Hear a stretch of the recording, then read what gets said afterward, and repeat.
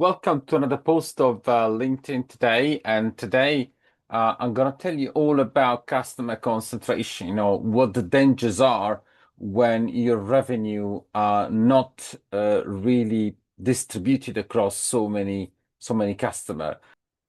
So the question is, what's the risk when basically you do not have differentiation in customer revenue? So most of the revenue are concentrated in one customer. Okay, so in the post today, I told the story about effectively the risk that is hiding in plain sight, it's just customer concentration.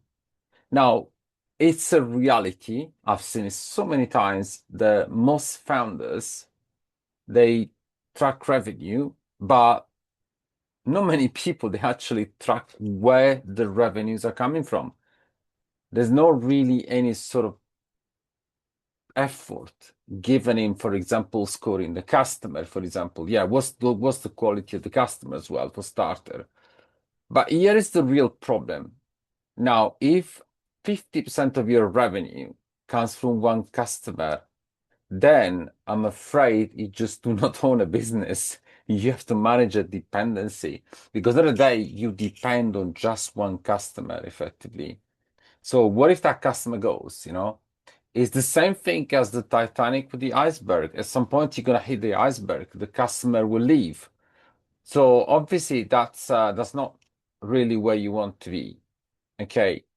Now, we often talk about leveling up with investors, and really differentiating with customer is part of this.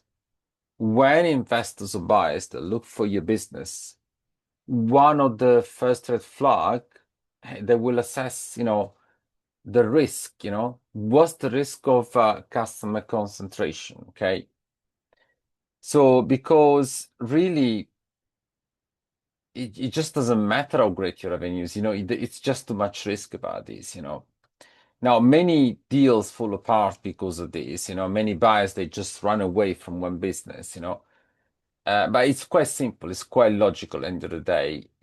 Say if a customer leaves or renegotiate or delay the payment, you're really absolutely at the mercy of that particular situation. Now, if you're a smart founders, what do?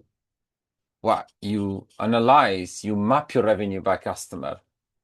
Say if one client makes up more than 20 or 25% of revenue, as a rule, that's a signal and not a very good one.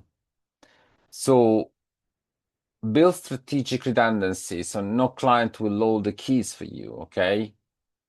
So package offering, look for wider markets, spread acquisition risk, okay? So invest in building your pipeline. Yes, so always look for new customer, always look for that balance between new business and account management. Back in the early days of my career, we used to budget in two completely different direction. One is new business, the other one is account management. So you always have to really balance those two things. You need both new business and both account management.